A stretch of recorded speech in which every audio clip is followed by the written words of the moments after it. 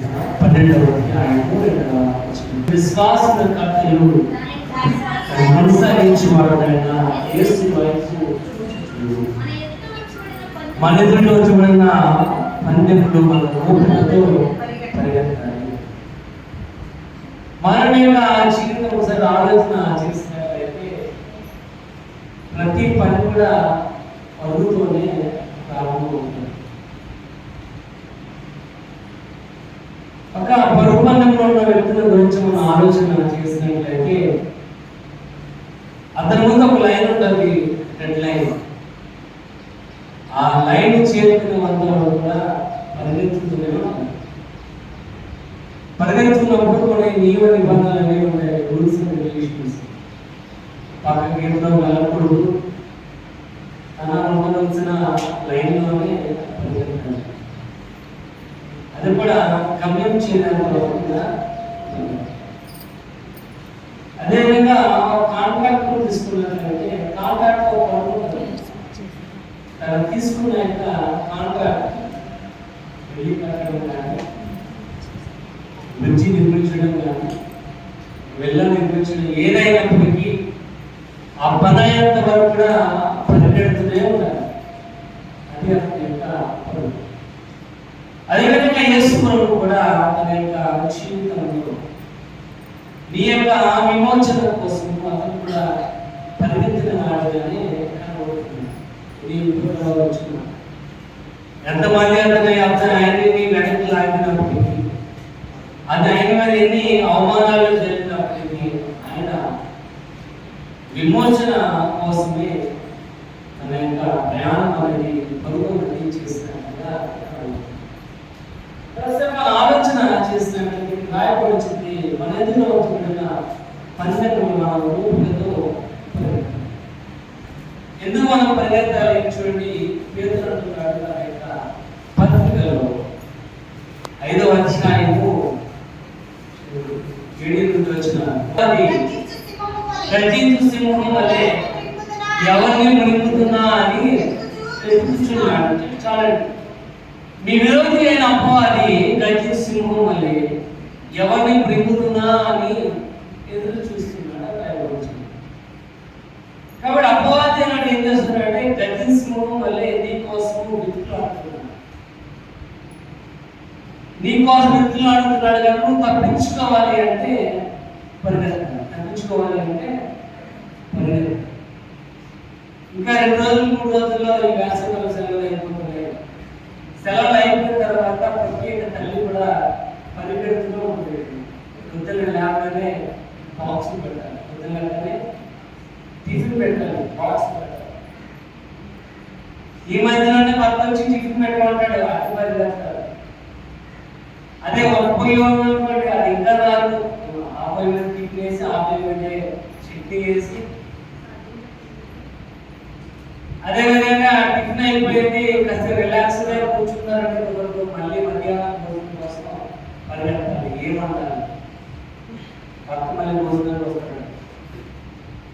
భోజనం కూర్చున్నాడే కుదరదు. మన అంట్లు నవ్వుకోలేము. మన సాయంత్రం భోజనం పరిగెత్తాలి. మనం అంటూ ఉంటాం ప్రతిశ్రీ అంటుంటుంది ఇటువంటి కష్టము అకాడికి కూడా పరిగెత్తే కష్టం అమ్మోడు కూడా రాకూడదు అని ఉండదు. ఎందుకంటే అంత బాగా పరిగెడుతూ ఉండాలి. ఇంటి వెళ్ళాలి, అట్ట వెళ్ళాలి, వంటగది నుంచి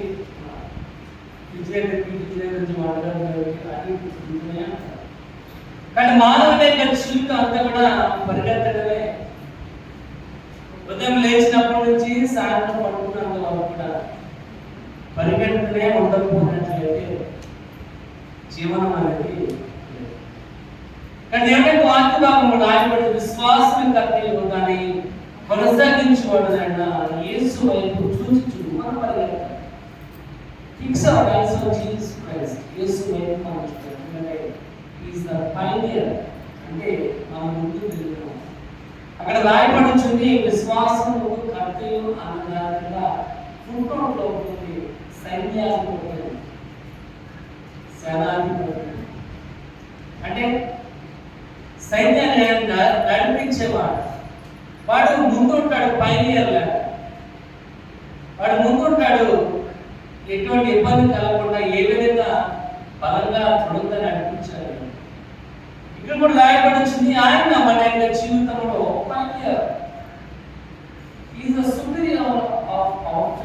మన విశ్వాసం ఆయనే కర్త. ఇక్కడ ఆయన వైపు మనం చూసి పరిగెత్తే వారు ఉన్నారు.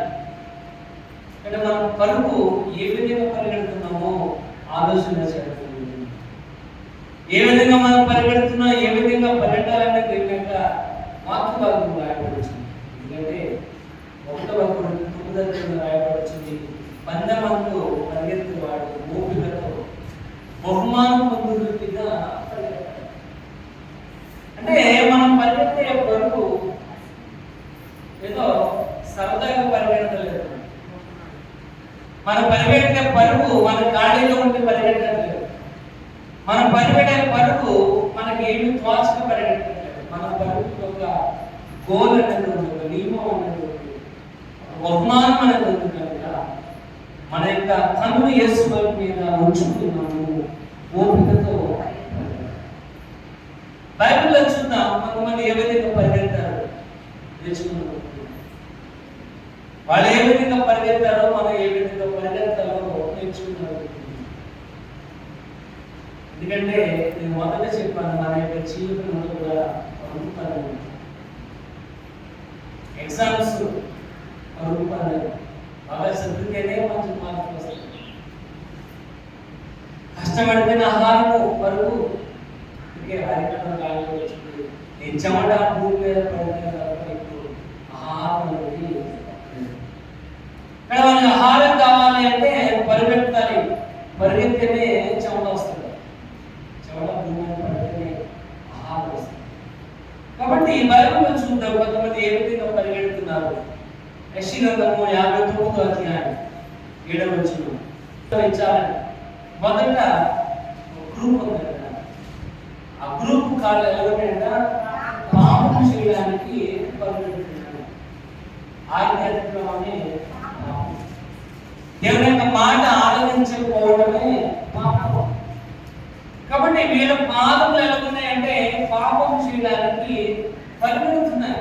పరిగెత్తే వారి పాదములు ఎలా ఉన్నాయంటే పాపము చేసే వారి యొక్క పాదములు ఉన్నాయి. దేవుని వాక్యం మాకు సెలవిస్తుంది, ఆధ్యాత్మికమే పాపం. ఆధారపడి తన యొక్క జీవితంలో దేవుని యొక్క మాట వినకపోవడం వల్ల ఏదైనా నుంచి బయటికి తోలుతున్నారు. కానీ అక్కడ రాయబడి చూద్దాం. మార్కు సువార్త 7వ అధ్యాయము, మార్కు సువార్త 7:20 చూద్దాం. లోపల నుండి బయటకు వెళ్ళినది మనుషులను అపవిత్రము. ఇక్కడ రాయబడి వచ్చింది, బయట నుంచి లోపలికి వెళ్ళినది మనిషిని అపవిత్రం పరచదు. బయట లోపలికి వెళ్ళినది మనిషికి ఆహారం ఉపయోగపడే విధంగా ఉండదు తప్ప లోపల నుంచి ఏదైతే బయటకు వస్తుందో అది మనిషిని ఏం చేస్తుందా అపవిత్రం పరుస్తుంది. ఆ కింద వస్తువులు రాయబడుతున్నాయి 13 లక్షణాలు ఇక్కడ రాయబడుతున్నాయి. ఈ 13 లక్షణాలు కూడా పాపము చేయడానికి పరిగెత్తే వారి యొక్క లక్షణాలు. ఇక్కడ యెషయా అంటున్నాడు, వారు ఎలా ఉన్నారంటే వారి పాదములు పాపం చేయడానికి పరిగెత్తే వారి పాదములు ఉన్నాయి. దేవుని యొక్క వాక్యం రాయబడుతుంది, we have to see Jesus. మనం యేసు ప్రభువుని చూడాలి. ఆయన మన విశ్వాసం కర్త, దాన్ని కొనసాగించేవాడు కనుక మన కళ్ళు ఆయన వైపు చూసి పరిగెత్తే వారితో ఉన్నారు. కానీ ఇక్కడ రాయబడుతుంది మనిషి లోపల నుండి బయటకు వచ్చేది మనిషిని అపవిత్రం చేస్తుంది కనుక అటువంటి లక్షణాలు కలిగిన వారు ఉన్నట్లయితే వారు పాపము చేసే వారి యొక్క మార్పులు కలిగిన వారు ఉన్నారని దేవుని అపవాదంగా రాయబడుతుంది. ప్రియమైన వాళ్ళగా మన పాపములు అచ్చుకోలేదు. అటువంటి 13 లక్షణాలు కలిగినట్లుగా ఉండకూడదు మన యొక్క జీవితం. ఒకసారి చూడండి, యెషయా 9వ అధ్యాయం, యెషయా 9వ అధ్యాయం 9వ వచనం సెలవిచ్చును, యూదా వారి యొక్క దోషము బహు ఘోరముగా రాయబడుతుంది. యూదా వారి యొక్క ఇశ్రాయేలు వారి యొక్క దోషం ఎలా ఉందంటే బహు ఘోరముగా ఉంది. ఘోరంగా, బహు ఘోరముగా ఉంది. ఎందువల్ల వారి దోషం అంతా ఘోరముగా ఉందంటే వారికి ఒక ఆలోచన ఉందంట. వారి హృదయం చల్లగా వచ్చింది, మళ్ళీ బహు ఘోరముగా ఉంది. వారు యెహోవా దేశమును విసర్జించువాడని, ఆయన మమ్మలను కానడని అనుకున్నారంట. వారి దోషం ఎందుకు బహు ఘోరముగా ఉందంటే వారు అనుకుంటున్నారంట, దేవుడు మా దేశమును విసర్జించాడు. వారు అనుకున్నారంట, మేము దేవునికి కానరాని వారిగా ఉన్నామని అనుకుంటారు. నేనంటే దేవుడికి అసలు ఇష్టం ఉండదు, మా పిల్లలంటే దేవుడికి అసలు ఇష్టమే ఉండదమ్మా. అందరూ బాగుంటారు, మా పిల్లలు వచ్చేటప్పటికే అందరూ బాగుంటారు, మా పిల్లలు వచ్చినప్పటికీ అన్ని మా కుటుంబానికే. అక్కడ ఇజ్రాయేల్ యొక్క ఇల్లు యోధావారి యొక్క దోషం ఎలాగుందంటే బహు ఘోరముగా. ఎందువల్ల ఘోరం ఉందంటే వారు అనుకుంటున్నారంట, దేవుడు మమ్మల్ని విసర్జించాడు, దేవునికి మేమంటే అసలు కాన్ రావట్లేదు, గుర్తు రావట్లేదు అని అనుకుంటాం వల్ల దేశంలో ఏముందంట, దుఃఖం, కోపం, ద్వేషం, రాయబడి వచ్చింది. ఆయన మనల్ని విసర్జించేవాడు కాదు, ఆయన మనల్ని ప్రేమించేవాడు.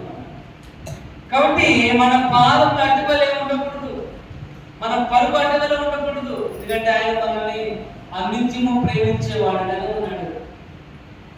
కాబట్టి ఒకటి ఇక్కడ రాయబడి వచ్చింది, వారి పరుగు ఎలా ఉందంటే పాపం చేయవారి పరుగు వలె ఉందని రాయబడి. రెండోది మనం చూద్దాం, రోమీయుల రాసిన పత్రిక 3వ అధ్యాయం 15వ వచనం. రోమా 3:15.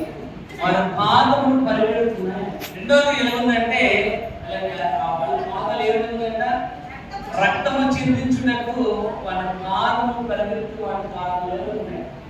రక్తము చిందించుట అంటే ఏంటి? చూడండి, మనము ఒకసారి మనకున్న ఫ్రస్ట్రేషన్ ద్వారా మన పిల్లలు ఎలాగంటే దద్దులు వచ్చేసింది, దద్దులు వచ్చేసినప్పుడు అంత కొడుకునే తప్ప లేదా మనం పడుతూ ఉంటాం, వాళ్ళు ఏడిచేదా మా మేనలు నవ్వుతుంది, పుట్టామని పడుతుంది, నవ్వుతుంది. మన పాపం నవ్వుడు ఎదుటి వాడు నవ్వాలంటాడు, మనకి ఏమవుతుంది, ఇంకా ఫ్రస్ట్రేషన్ ఇంకా కొడతాం, ఇంకా కొట్టని నవ్వుతానే ఉంటారు. అలాగే ఇక్కడ రాయబడి వచ్చింది, రక్తము చిందించే వరకు కూడా పరిగెత్తే రక్తము చిందించేవారు. కాబట్టి మనకు దేవుడు తెలిసిన వారు మనం ఎలా ఉండాలంటే రక్త వారిగా ఉండకూడదంటే రక్తము చిందించే వారి యొక్క ఆలోచన మీద ఉండకుండా సామెతలు అంటున్నాడు. 6వ అధ్యాయం 12వ వచనం. సామెతలు 6:17. అవేమనగా ఇక్కడ రాయబడి వచ్చింది, రక్తము చిందించువారుగా, రక్తము చిందించుటకు పరిగెత్తే వారి పాదములు ఎలాగకూడదు. రక్తము చిందించే వారి పాదం ఎలాగంటే ఫస్ట్ అహంకారం కలిగిన వారు, అహంకారం లేవడం. అవేమనగా అహంకార దృష్టిలో, అహంకారం మనం అంటున్నాం ఎవరు అనడానికి ఒరే మీరు బతికెట్టి ఇలాంటి అంటూ ఉంటాం. ఏమని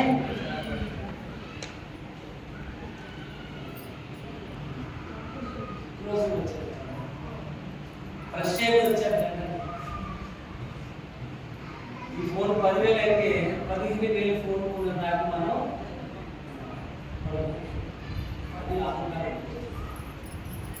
వాళ్ళకు ఉందని మనకు వాళ్ళకి ఎందుకు ఉండాలి, మనకి ఎందుకు ఉండదు. కానీ రాయబడి వచ్చింది, వారి పాదములను రక్తము చిందించుటకు పరుగులెత్తు వారి పాదములు ఉన్నాయి. కాబట్టి అహంకారం వాళ్ళకుంది, మనకి ఎందుకోకూడదు, మనం వాళ్ళకు ఎందుకు తక్కువ, ఒక పెంచి ఎక్కువగానే ఉండాలని ఉన్నత చూడండి అక్కడ రాయబడుతుంది, కళ్ళలాడు నాలుగు అంటారు. అంటే ఏంటి? కళ్ళలాడు నాలుగే డోర్ ఎత్తుందంటే ఏదో గొడవ, డోర్ ఎత్తుందంటే. కానీ మన నాలుగు ఎలా ఉంటుందంటే గొడవలు పెట్టే వారిగా ఉంటుంది. మన నాలుగు జీవమరణములు నాలుగు యొక్క వశము అని అంటే జీవమరణ నాలుగు ఆధీనంలోనే కనుక కళ్ళలాడు నాలుక, గొడవలు పెట్టే నాలుక. రక్తం చిందించడం అంటే రక్తం వచ్చేలాగా పడవడం అవసరం లేదు, మన నాలుగు చాలు. మన కళ్ళప్పుడు చెవులు ఒక రక్తం వచ్చేలా చేయడం. కానీ ఇక్కడ రాయబడింది కళ్ళలాడు యొక్క నాలుక రాయబడింది. తర్వాత మనం రాయబడింది నిరపరాధులను చంపు చేతులు, ఏమి చేయలేదు. వారి మీద ఏం చేస్తారు? లేనిపోను మాట్లాడని చెప్పి, లేనిపోని చెప్పి మాట్లాడకూడదు. అది రాగానే అమ్మ ఇలా జరిగింది, అలా జరిగిందమ్మా చెప్పగానే వాడు ఉప్పు రోజు ఇంటికి వచ్చేసేమ్మా చిన్నప్పుడు అక్కడ నిజమో కాదు తెలియదు. రాయి నిరపరాధులకు కాబట్టి వాళ్ళ పరిగెల ఉందంటే, ఒకటి పాపం చేయడానికి పరిగెత్తే వాళ్ళ యొక్క పాదములు ఉంది, రెండవది రక్తము చిందించు వారి యొక్క పాదములు ఏ విధంగా పరిగెత్తే ఆ విధంగా పరిగెత్తే వారిగా కానీ సామెతలు 11వ అధ్యాయంలో 2వ వచనం ఒకసారి చూద్దాం. 11:2 అహంకారం వెంబడి అవమానము వచ్చును. అహంకారం వెంబడి ఏమొస్తుందంట? అవమానం. మనందరూ అహంకారం కలిగిన వారు ఉంటామో అవమానమే ప్రియమైన వాళ్ళగా మన పరువు ఆ విధంగా ఉండకూడదు. ఒకటి పాపము చేసే వారి పరువులే కాకుండా, రెండోది రక్తము చిందించే వారి పాపములే కాకుండా మన పరువు ఉండాలి. మూడవది చూద్దాం, చూడండి. 2 Kings 2వ అధ్యాయము 11వ అధ్యాయం, 2వ అధ్యాయము 11వ అధ్యాయము 1 Kings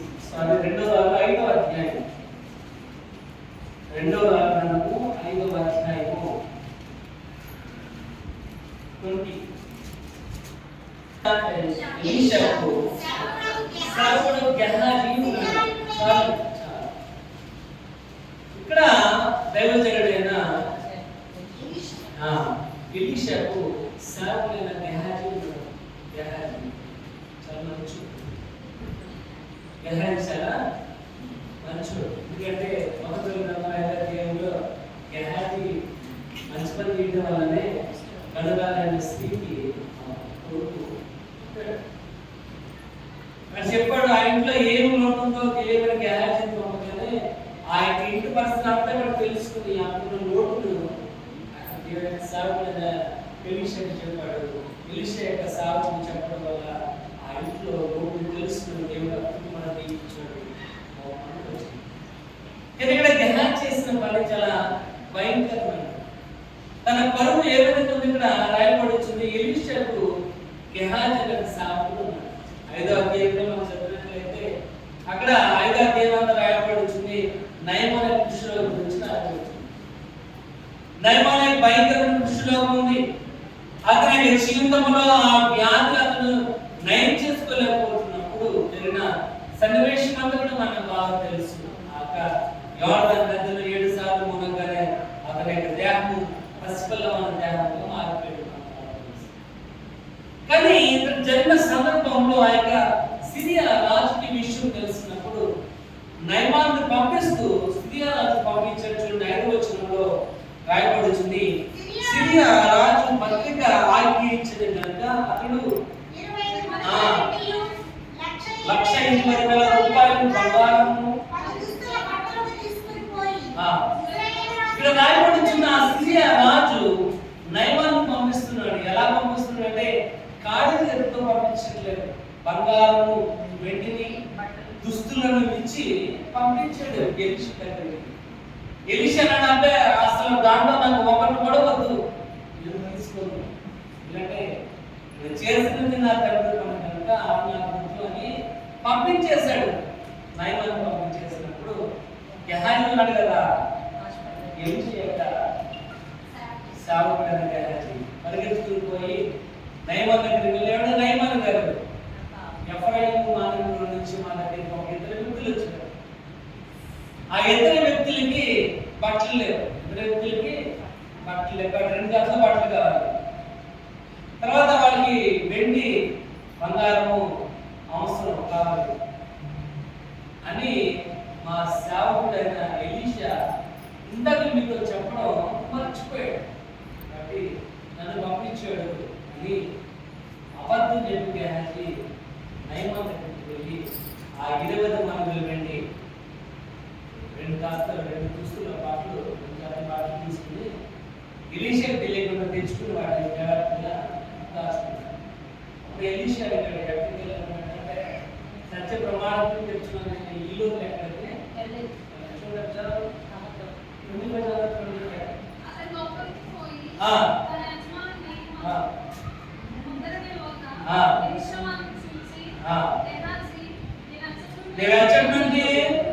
వచ్చింది మనం అడిగాక నీ దాసుడైన నేను ఎచ్చటికి పోలేదు. నీ దాసుడు నేను ఎక్కడికి పోలేదు. కానీ గెహాజీ ఏం చేశాడు? ఆ వెండి బంగారం కోసం బట్టల కోసం పరిగెట్టాడు. మనకు కూడా అలాగే పరిగెడుతున్నాడు. మా ఇంట్లో పెళ్ళండి ఆదివారమే వెళ్ళండి షాపింగ్. ఆదివారమే షాపింగ్, ఆదివారమే ఎంగేజ్మెంట్, ఆదివారమే పెళ్ళి. ఎందుకంటే మిగతా రోజులు దగ్గర నాయన ఎవరు పని చేయాలంటే ఆదివారమే, గృహప్రవేశం ఆదివారమే, శంకుస్థాపన ఆదివారమే. పాస్టర్ వెంటనే రాదు పాస్టర్. ఎప్పుడు వెళ్తాం మనం? ఆదివారమే వెళ్తాం. కానీ మనం పెట్టుకున్నవన్నీ కూడా ఆదివారాలే. ఆదివారమే పని కలుగుతాయి. ఆదివారమే మంచి. ఎందుకంటే ఆ రోజు ఇంట్లో డబ్బులే కాదు, మిగతా రోజుల్లో డబ్బులు కావు. కూలి పని 300 అయితే ఆదివారం మాత్రమే 500. కాబట్టి ఆదివారమే ఇప్పుడు డబ్బులు, ఆదివారమే బేటలు ఎక్కువ. దేవుడికి పాల్గొనడం రాయడం, దేవుడికి కాలని సంబంధించినది కూడా సివిలైజేషన్కి గెహాజీ ఏంటంటే ఆ బంగారం కోసం చూడండి రాయబడుతుంది 22వ వచనంలో, కనుక నీ వారి కొరకు 2 మణుగుల వెండియు 2 దుస్తుల బట్టలను దయచేయమని చెప్పాడు. 2 మణుగుల వెండి, 2 బట్టలు, 2 దుస్తుల బట్టలు తీసుకున్నాడు. అవి లేవనుకున్నాడు. అవి ఉంటే చాలా అనుకున్నాడు. మనం కూడా అలాగే పరిగెడుతూ ఉంటాం. బంగారం అంట, వెండి అంట. ఈ రోజున ఎక్కడైనా కార్యక్రమం ఉందంటే ముందు మనం ఉంటాం అక్కడ. ఆదివారం పోతే ఆదివారం. కానీ కింది వరకు రాయపడుతుంది 27వ వచనం, కాబట్టి నయమానుకు కలిగిన కుష్ఠును నీకును నీ సంతతికి సర్వకాలం అంటిండు. ఆ వెండి వెనకాల, బంగారం వెనకాల, దుస్తులు వెనకాల గెహాజీ పరిగెట్టడం వల్ల ఏమైపోయిందంటే అతనికి అతని యొక్క సంతానానికి జీవితాంతం వారు కూడా ఆ కుష్టు ఉండులాగా శపించలేదు. మనం కూడా అలాగే దేవుని కాదని పరిగెడుతూ ఉంటాం. బంగారం వెనక, వెండి వెనక, బట్టలు వెనక. ప్రార్థన ఆడదామంటే అది మంచి చేరలేదు. మంచి చేరలేదు, ఉన్న చెల్లెని ఎవరికి ప్రార్థన ఆడదామంటే మా నీళ్ళు లేవు, నీళ్ళు లేవు, బట్టలన్నీ నాకు నాటితో వచ్చారు. నీళ్ళు బాగానే ఉద్దేశం వచ్చారు. ఉద్దేశం లోపల ఏమైపోతుందంటే ప్రార్థన నమ్మకం చేశాం. అంటే మనం కూడా అలాగే వెండి వెనకాల, బంగారం వెనకాల. ఇక్కడ రాయబడుతుంది మనం కొందరి యొక్క పరుగు ఎలా ఉందంటే, ఒకటి పాపం చేయు అనే పరుగులా ఉంది. కొందరి యొక్క పరుగు ఎలా ఉందంటే రక్తము చిందించు వారి యొక్క పరుగులా ఉంది. కొందరి పరుగు ఎలా ఉందంటే బంగారం కోసం, వెండి కోసం, వెలగల దుస్తుల కోసం పరిగెత్తే వారి పరుగులా. 4వది చూద్దాం, సామెతలు 1:16. సామెతలు 1:16 ఎందుకోసం? వాళ్ళు ఉన్నదే కీడు చేస్తారు. వాళ్ళ ఉండటం వల్ల ఉపయోగం మనం అంటూ ఉంటాం, నీ వల్ల డబ్బు ఉపయోగం కూడా లేదు. వాళ్ళ పని ఏంటంటే కీడు చేయడమే వాళ్ళ పని. ఎవరు కూడా నవ్వుతూ ఉన్నారంటే వాళ్ళకి మార్చు, నవ్వుతూ ఉన్నారంటే వాళ్ళ మనసుకు పడిపోతేనే ఉంటాయి. రకంగా కీడు చేయాలి. రాయబడుతుంది వాళ్ళ పని ఎలా ఉందంటే కీడు చేయటకు వాళ్ళ బాధను పరిగెత్తే ఏంటంటే నీకు లాభం చేయకపోవటమే. అంటే మన వారికి చదువుతున్న ఉపకారం చేయకపోవడం పర్వాలేదు, అపకారం అంటే నీకు అందుకు ఉపకారం నీకు హెల్ప్ చేయకపోతే నానే అపకారం మాత్రం ఇక్కడ రాయబడుతుంది కీడు చేయటకే. చూడండి యెషయా 59 వస్తారు చూడండి, 59 రక్తం వచ్చే అతను మీ పెదవులు అబద్ధం ఆడుచున్నవి, మీ నాలుక కీడును బట్టి, మీ నాలుక ఏం చేస్తుందట? కీడును బట్టి మాట్లాడుతుంది మీ నాలుక. ఇక్కడ మీ యొక్క నాలుక ఎలాగంటే కీడు చేయడానికి వదిలేస్తుంది. మనం అనుకుంటాం ఏమని, అనుకోకుండా వచ్చేసింది, అనుకోకుండా వచ్చేసింది మా మాట. కానీ ఒక రాయబడుతుంది మీ నాలుక కీడును బట్టి మాట్లాడేదో ఉంది అని. అదే సాంప్రదాయంలో రాయబడుతుంది సంరక్షితమైన మాట 15 సాంప్రదాయం ఎంతో మనోహరము. సంయోచితమైన మాట ఎంతో మనోహరమైనది. కానీ మనం మాట్లాడాలంటే కీడు చేసేది సంయోచితంగా మాట్లాడుతుంటారు. కాబట్టి ఇక్కడ రాయబడిన మాట మనం మన పనులు ఎలా ఉండాలంటే కీడు చేసే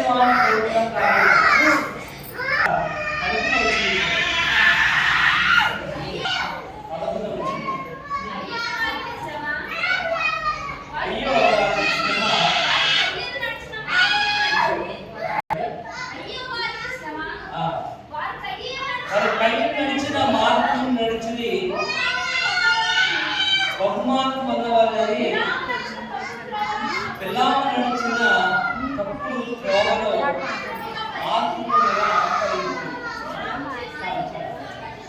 ఎలా ఉందో నేర్చుకున్నాం. ఒకటి ఇక్కడ రాయబడినట్టుగా పరుపు పాపం చేయడానికి పరిగెత్తే వారి పాపము. రెండోది ఇక్కడ రాయబడి రక్తము చిందించుటకు పరిగెత్తే వారి పాపము. మూడోది రాయబడుచున్నట్టుగా వెండి బంగారము వస్త్రముల కొరకు పరిగెట్టి గెహాజీ లాగా పరిగెట్టేవారు.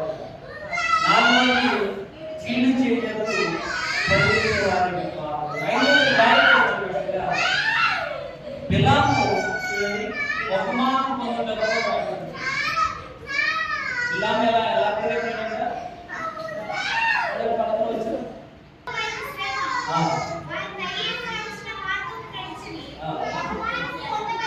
బహుమానం పొందవాలని బిలాము నడిచిన తప్పుడు మార్గంలో నడిచాలి. రాయబడుతుంది బిలాము నడిచిన తప్పుడు మార్గంలో నడిచినట్లేదు అంటే బహుమానం పొందుతుంది. మనం కూడా అలా పరిగెడుతూ ఉంటాం. ఏంటంటే మనం సహాయం పొందలేదు తప్ప దేవుడి దగ్గర వచ్చేవారు ఉన్నారు. సహాయం వస్తే తప్ప దేవుడు నన్ను దీవిస్తే తప్ప దేవుడి దగ్గరికి పరిగెడే వారిగా ఉండము.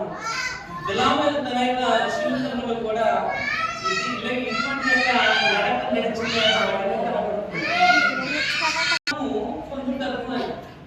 లాభం కోసం మన నడక కూడా మన పరుగుడు ఎలా ఉంటుందంటే లాభం కోసం పరిగెత్తిన పరుగులా ఉంటుంది. లాభం కోసం బెనిఫిట్ వస్తేనే, లాభం వస్తేనే తప్ప మనం అటువైపు. ఇప్పుడు దేవుడి దగ్గర మనం రావాలంటే లాభం కోసం చూస్తూ ఉంటాం. దేవుడు మమ్మల్ని దీవిస్తేనే వస్తాం, లేకపోతే రాము. దేవుడు మాకు ఏం చేశాడమ్మా, ఏదో చేస్తేనే వస్తాం, లేకపోతే రాము. కానీ ఇప్పుడు రాయబడుతుంది ఆ బిలాము యొక్క పరుగు ఏదైతే ఉందో అక్కడ రాయబడుతుంది బహుమానం పొందేలాగా బిలాము తప్పుడు మార్గం ఎన్నుకున్నాడు. ఎందుకంటే చూడండి, సంగీతంలో 2వ అధ్యాయంలో రాయబడి వచ్చింది. బిలాము యొక్క ప్రవర్తన అంతా కూడా ఆ 22వ అధ్యాయము సంఖ్యాకాండంలో రాయబడి వచ్చింది. కాబట్టి సంఖ్యాకాండంలో ఇక్కడ బాలాకు అనే యొక్క రాజు బిలాముకు మాట చెప్పాడు. ఇజ్రాయేల్ జనాంగం నువ్వేం చేయాలంటే శపించాలి. ఇజ్రాయేల్ జనాంగం అభివృద్ధి చెందుతుంది. ఇజ్రాయేల్ జనాంగం దేవుడితో దీవించబడుతున్నారు కనుక నువ్వు ఆ ప్రజలు ఏం చేయాలంటే శపించాలి. ఎందుకంటే అక్కడ అంటున్నాడు, నువ్వు శపిస్తేనే దేవుడు శపిస్తాడు, నువ్వు దీవిస్తే దేవుడు దీవిస్తాడు కనుక నువ్వు ఆ ప్రజలు ఏం చేయాలంటే శపించాలి. చూడండి అక్కడ చదువుకున్నాం 7వ వచనం. కాబట్టి మోయే పెద్దలను విద్యార్థి పెద్దలను సోదరి సొమ్మును చేత పట్టుకుని బిలాము వద్దకు వచ్చి బాలాకు మాటలు అతనితో చెప్తారు. బాలాకు అంటున్నాడు ఏమని, నువ్వు ఇజ్రాయేల్ జనాంగాన్ని శపించాలి. నువ్వు శపించినట్లయితే నీకు ఏమిస్తామంట, ఈ సోదరి సొమ్ము అంతా కూడా నీకు ఇచ్చేస్తామని విద్యార్థులు అక్కడ రాయబడుతున్నట్టుగా మోయాబీలు వచ్చి అంటున్నారు. ఎందుకంటే ప్రవక్త దేవుడైన యెహోవా వాగ్దానం ఇచ్చింది, నువ్వు ఎవరైతే దీవిస్తావో నేను వారిని దీవిస్తాను, నువ్వు ఎవరైతే శపిస్తావో నేను వారిని శపిస్తాను. కాబట్టి బాలాకు ఈ మాట తెలుసుకుని బిలాము చేత వారిని శపించినట్లయితే వాళ్ళు ఎంత నాశనం అయిపోతారు అనుకుని వాళ్ళని శపించడానికి బిలాము దగ్గరికి వచ్చాడు. సోదరుడు డబ్బులు ఇస్తాను ఆచరణ పిలిచాడు. ఇప్పుడు చూడండి, చేప పట్టుకునే వాడు ఏం వేస్తాడు, చిన్న పాము పెడతాడు. ఆ చేప అనుకుంటుంది దానికోసం ఒక మాంసం ఎదురు చూస్తుందని లాగానే దాన్ని పట్టుకోగానే ఆ ముడికని చిక్కుపోయి మన ప్రాణాన్ని బిలాముకి వాళ్ళు చెప్పారు. ఇలాగే బాలాకు చెప్పాడు, నువ్వు వారిని శపిస్తున్నట్లు డబ్బులన్నీ నీకు ఇచ్చేస్తాను. మనం కూడా అటువంటి వారిని లాభం కోసం దేవుని వెంబడించి వారు ఆ పరుగు మనిషి అయితే లాభం కోసం నా దేవుడి దగ్గరికి వచ్చింది. మనం అనుకుంటాం, దేవుడు నా యొక్క రోగాన్ని స్వస్థపరిస్తేనే వస్తాను, దేవుడు నన్ను బాగు చేస్తేనే వస్తాను. ఇక్కడ దేవుడి యొక్క వాక్యం బాగుంది రాయబడి వచ్చింది. బిలాము 2 సార్లు వాక్యం తీసుకున్నాడు. దేవుడు అడిగాడు, ఏంటి వాళ్ళందరంటే, అబ్బాయి వాళ్ళందరూ ఏదో సత్తాగా నాకు మాట్లాడుతూ వచ్చాడు. చూడండి, మళ్ళా కింద వచ్చిన చదివినట్టుగా అర్థమవుతుంది. మళ్ళా 2వసారి మళ్ళీ దాన్ని బిలాముకి మళ్ళీ డబ్బులు ఆశించాడు. వర్షంలో డబ్బులు ఆశించి ఈసారి ఇంకా గొప్ప చేస్తావు అని చెప్పగానే ఇంకా వాళ్ళ మాట కాదని లేకుండా బిలాము నడక మొదలు పెట్టాడు. దేవుడు అక్కడ రాయబడి వచ్చింది 27వ వచనంలో, గాడిద చేత బిలాముకి జ్ఞానం వచ్చింది. కాబట్టి ఇక్కడ రాయబడుచున్నట్లుగా మనం కూడా బహుమానం కోసం లాభం కోసం దేవుని దగ్గరికి పరిగెత్తే వారిని కనబడుతున్నాం. ఎలాగా అమ్మ ఇచ్చింది డెలివరీ అయితే మోకాళ్ళతో నడుపుతారు, ఇలా కూర్చుని వచ్చి నిలబడే వ్యాపారం గౌరీ పట్టు నడమని చెప్పాడు దేవుడే కదా, నడమని చెప్పాడు. అలాగే చేస్తూ ఉంటాం, అర్థం లేని పద్ధతి. ఇక్కడ లాభం కోసం బిలాము ఆ సోదరుడి కోసం ఆశపడిపోయాడు. సోదరుడి కోసం ఆశపడిపోయి గాలి చేత బుద్ధి తెచ్చుకునేలాగా ప్రవర్తన దేవుడి వాక్యం బాగా రాయబడుతుంది. మనం బిలాము బహుమానం కోసం ఆశపడతారు. మనం ఎలా పరిగెత్తుకుంటాం, ఎలా ఉన్న చర్చిలో రూపాయి ఇవ్వగానే సారి చర్చిలో రూపాయి మార్పు అయ్యిందని ఎక్కడ హైదరాబాద్లో ఉన్న చర్చిలో డొనేషన్ చేస్తాను అయితే అలా చెక్కింగ్ ఇస్తారు. దాని చెక్కింగ్ అందరినీ రాస్తున్నాం. స్థానిక చర్చిలో రూపాయి కాన్ఫిడెన్స్ మనం చేయడం, సారి చర్చిలో మనం సహాయం చేయడానికి చర్చ చేయగలరు. ఎక్కడో ఉన్న చోట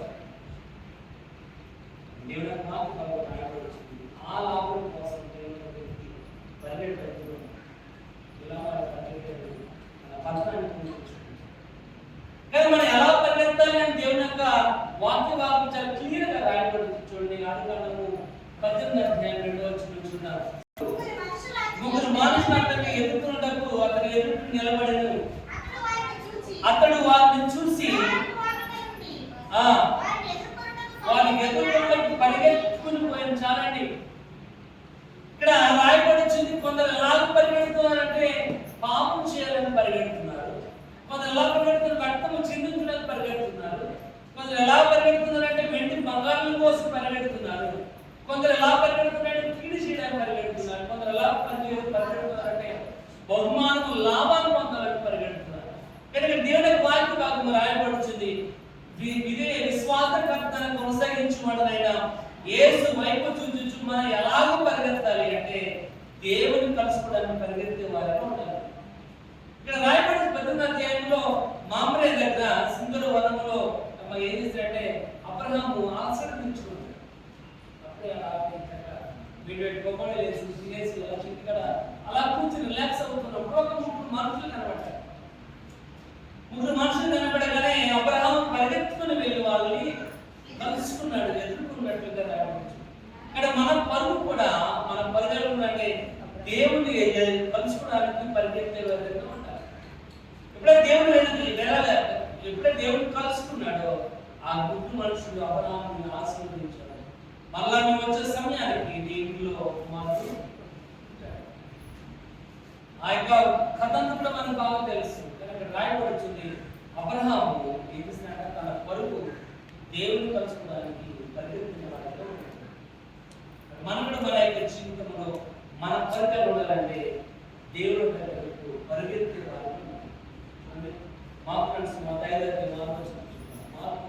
5 యేసును చూసి పరిగెత్తుకుని వచ్చి ఆయన నమస్కారం చేసి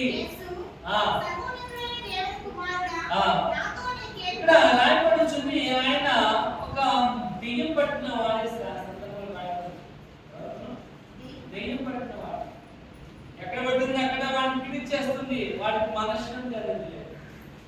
ఎప్పుడైతే యేసు ప్రభుని చూశాడు, పరిగెత్తుకుని వచ్చి ఏం చేశాడు? యేసు ప్రభుని పరిగెత్తుకుని యేసు ప్రభుకి నమస్కారము చేసి 15 వచ్చింది. యేసు యొద్దకు వచ్చి సేనాను దెయ్యం పట్టిన వాడు బట్టలు ధరించుకుని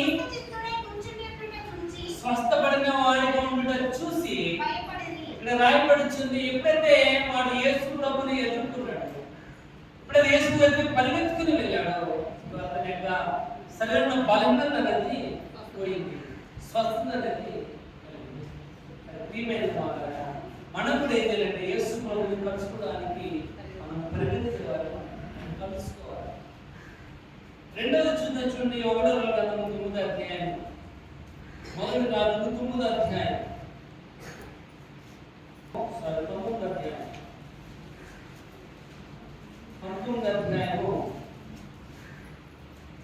19వ అధ్యాయము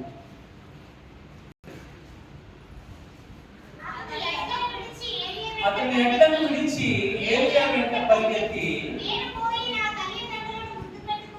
రాయబడుతుంది.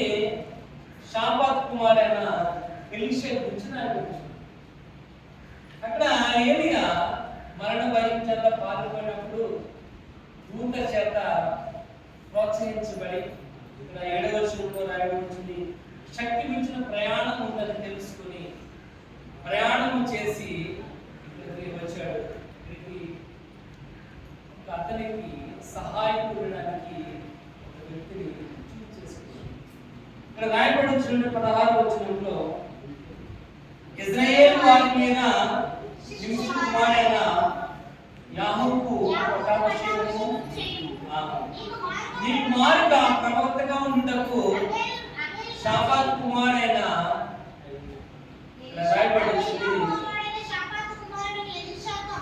నీ కుమారుడు ప్రవక్తగా ఉండుటకు అని ఇక్కడ రెండోది రాయబడుతుంది. ఏలియా ఏం చేసినట్ట ఈ ఎలీషాని ప్రవక్తగా నిర్మించడానికి దుప్పటి వేసినట్టుగా కనబడుతుంది.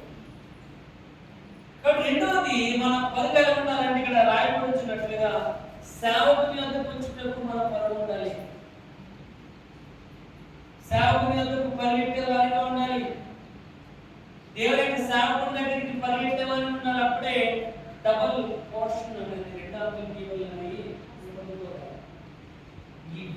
ఇక్కడ రాయబడుచున్నట్టుగా తన యొక్క జీవితంలో ఎటువంటి ఆశీర్వాదం లేదు.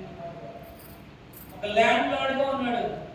చూడండి అక్కడ 19వ వచనంలో రాయబడుతుంది, అతడు తన ముందునున్న 12 అరకల చేత ఎడ్ల చేత దుక్కి దున్నించుచు 12వ అరక తానే దున్నించున్నాడు. 12 ఎడ్లు 12 జతలు దున్నుతున్నాయంటే 12 నాగులు పనిచేస్తున్నాయంటే అది ఒక చిన్న ఎకరం పొలం అయితే కాదు. ఒక ఎకరం పొలం ఎవరు 12 నాగులు సృష్టించారు. కూడా అంతటి ధనవంతుడైన వాడు అయినప్పటికీ ఏలియా పిలవగానే ఎలీషా ఏలియా వెంట వచ్చిన వాడిగా కనబడుతున్నాడు. మన పరిగాలు ఉండాలంటే దేవుని వద్దకు వచ్చి దేవుని కలుసుకునే విధంగా ఉండాలి. రెండోది రాయబడుతుంది, దేవుని యొక్క శాపం దగ్గర కూడా మనం పడుతుంది. అన్నింటిలో ఏ అవసరం వచ్చినా నీకోసం ప్రార్థన చేసి ఉంటాడు శాపం. మనం అనుకుంటూ ఉంటాం నా అవతానికి పెద్దానికి అర్థం. ఏ చిన్న సమస్య వచ్చినా నీకోసం ప్రార్థన చేసేవాడు.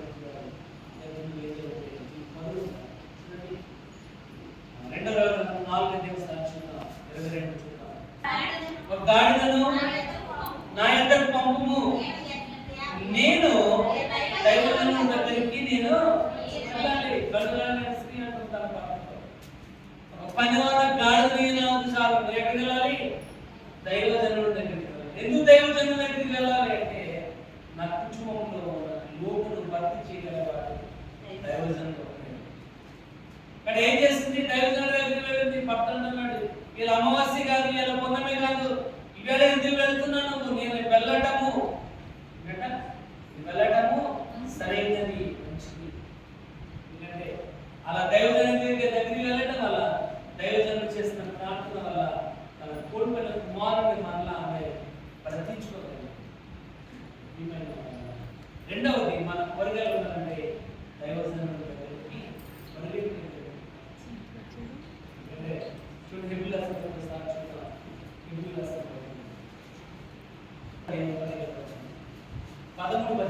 నాయకులుగా ఉన్నవారు లెక్క ఒప్పజెప్పవలసిన వారి వల్లే నీ ఆత్మను కాయుచున్నారు. వారు దుఃఖముగా పనిచేసిన నీకు నిష్ప్రయోజనము కనుక దుఃఖముతో కాక ఆనందముతో చేయనట్లు వారి మాట విని వారికి లోపడి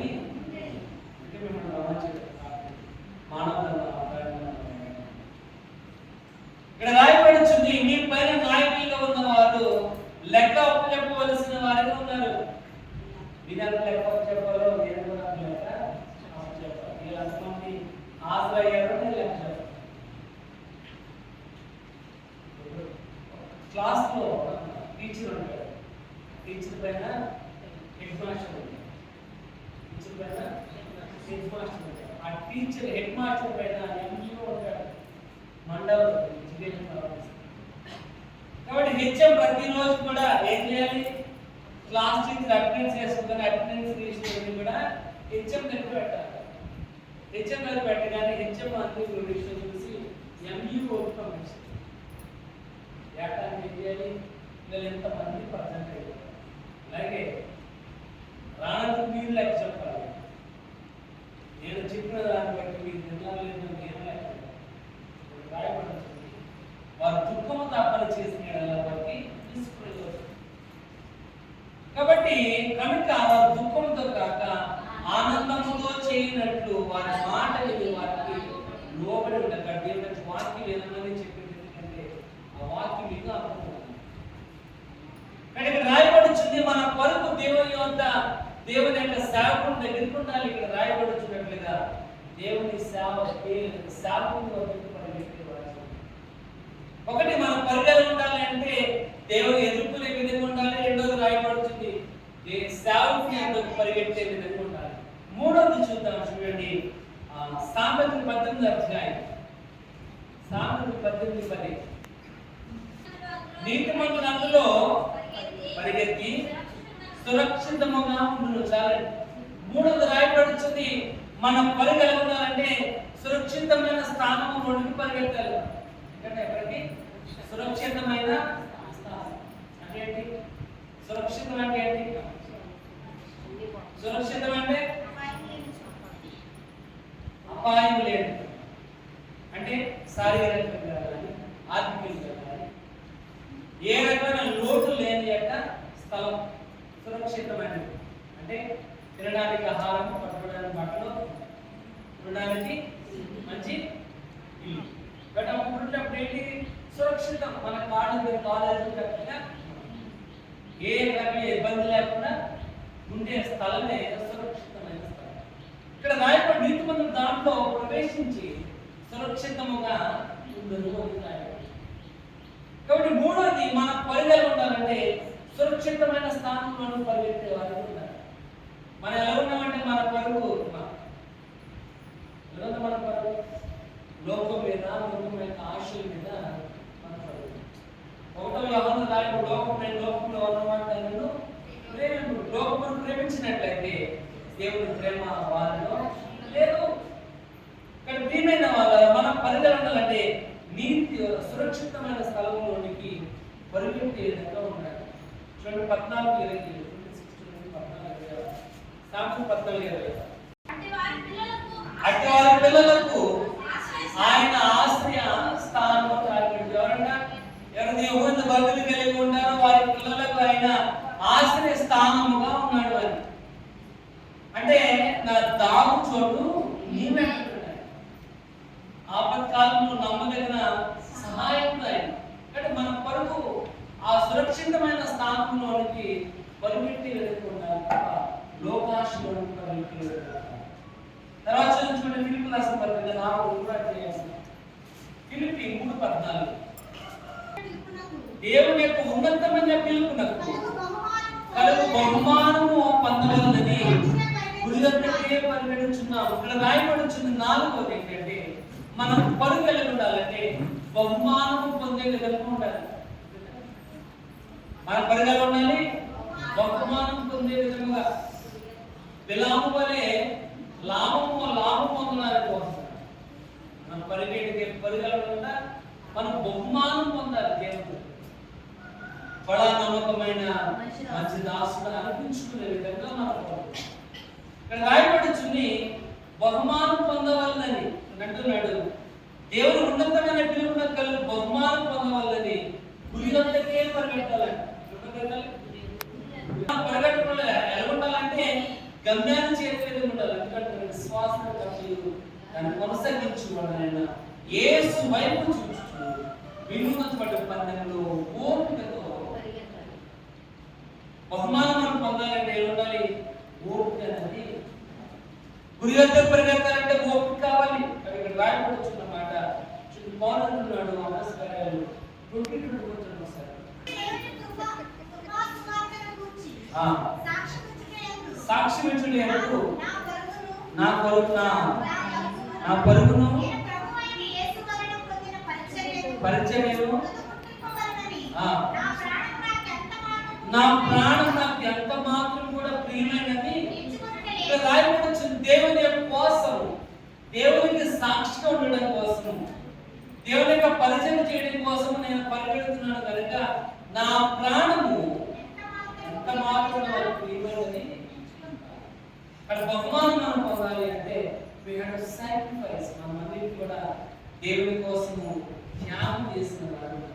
ఓకే, నాకన్నా ఎక్కువగా మీరు చేరి కూడా ప్రేమించుకున్నారు. నాకంటే ఎక్కువగా మీరు ప్రేమించుకోండు. ఇక్కడ ప్రియమైన వాళ్ళు ఎవరైనా వాక్య భాగం రాయబడుతుంది. మన పరుగలు ఉండాలంటే దేవుని కోసము సాక్ష్యం ఇచ్చే దేవుని కోసం జీవించి మన పరుగు ఉండాలి. మన ప్రాణం ఎంత మారుతుందో నాకు ప్రియమైనది మన పరుగలు ఉండాలంటే దేవుని కలుసుకునే విధంగా సేవలకు పరిగెట్టే విధంగా ఉండాలి. మన మనం ఏం చేస్తున్నాం? త్యాగం దగ్గర కాదు, ముందు ఎక్కడికంటే పొద్దుగా దగ్గర పరిగెత్తాలి. పొద్దుగా ఏ టైం ఉంటేనే ఆ టైం సేవకుడు. పొద్దుగా ఏ ముహూర్తం పెట్టినా ఆ ముహూర్తానికి సేవకుడు. ముందు కూడా సేవకుడు.